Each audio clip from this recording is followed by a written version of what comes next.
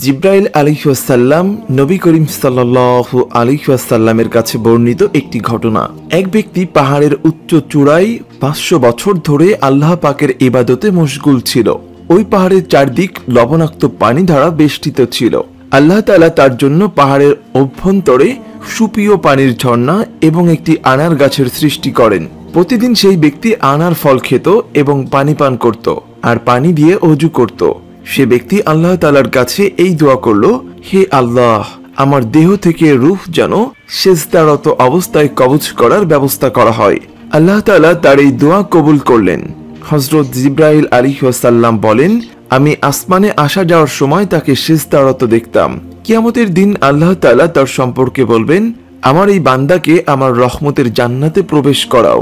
ওই ব্যক্তি বলবেন, না, বরং আমার আমলের বরকতে। তখন নির্দেশ আসবে, আমার নিয়ামতের বিপরীতে তার কৃত আমল পরিমাপ করো। পরিমাপ করে দেখা যাবে 500 বছরের ইবাদত খতম হয়ে গেছে একটি চোখের নিয়ামতের বিনিময়ে। তখন আল্লাহ তাআলা নির্দেশ দিবেন, আমার বান্দাকে জাহান্নামে নিয়ে যাও। ফেরেশতারা তখন তাকে নিয়ে রওনা হবে। কিছু দূর যাওয়ার পর ওই ব্যক্তি আরজ করবে, হে আল্লাহ, আমাকে তোমার রহমতের জান্নাতে প্রবেশ করাও। নির্দেশ আসবে, তাকে ফেরত নিয়ে আসো। আল্লাহ পাকের নিকট ফিরিয়ে আনার পর তাকে নিচের প্রশ্নগুলো করা হবে আর সে বলবে, তোমাকে কে সৃষ্টি করেছেন? আল্লাহ তাআলা।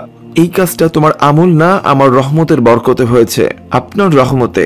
তোমাকে 500 বছর ইবাদত করার শক্তি ও তৌফিক কে দিয়েছে? হে আল্লাহ, আপনি। সমুদ্রের মাঝে পাহাড়ের উপর তোমাকে কে পাঠিয়েছে? লবণাক্ত পানির মাঝে সুপেয় পানির ব্যবস্থা কে করেছে?